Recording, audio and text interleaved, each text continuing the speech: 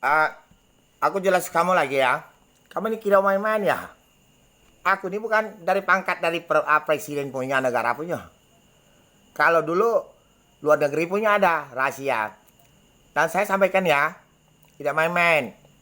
Duit tipis ya. Tak usah pikir ke. Benar?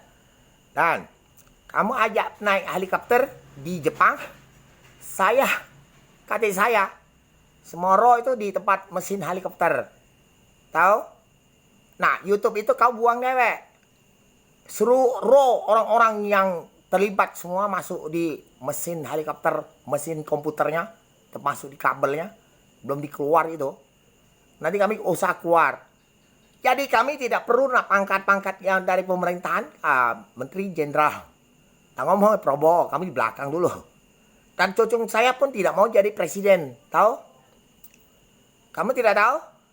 Nah, duit itu kita pergi-pergi 50.000 main game jackpot itu, taruh 3 juta baik. Dia bilang. Dan ada masuk game chasing yap. Itulah suruh naik pesawat. Baru kamu tahu suaranya, nanti baru ambil semua raw itu. Yang semua pesawat bisa bicara. Helikopter juga. Dan sampaikan kita tulis, pesawat Indonesia bisa jatuh. Kasihnya pesawat Cina. Kan, kayaknya. Dan ngomong, presiden, orang-orang kejaksaan Cina udah baca hukum. Pesawatnya ini Nah, jadi kamu udah usah, itu orang itu sudah ngomong. Seperti Pak Purnama. Siapa Indonesia mau? Bawalah. Masuk di pantat uang itu kayak. Aku udah bohong. Jadi yang punya saya misalnya, kamu masing-masing bawa.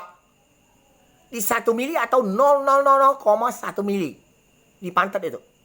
Tidak bisa keluar. Saya pergi. Dan saya modal kecil. Naik pesawat tes itu terima kasih bisa tes. Oke, aku coba cek lagi. Masih ada video dah. Aku masukkan lagi YouTube-nya. Nah, para menteri tidak percaya. Kami modal tipis, saya bisa naik pesawat itu, dicek. Semua data-data kalau tanya, ala kamu, ini orangnya bisa bicara.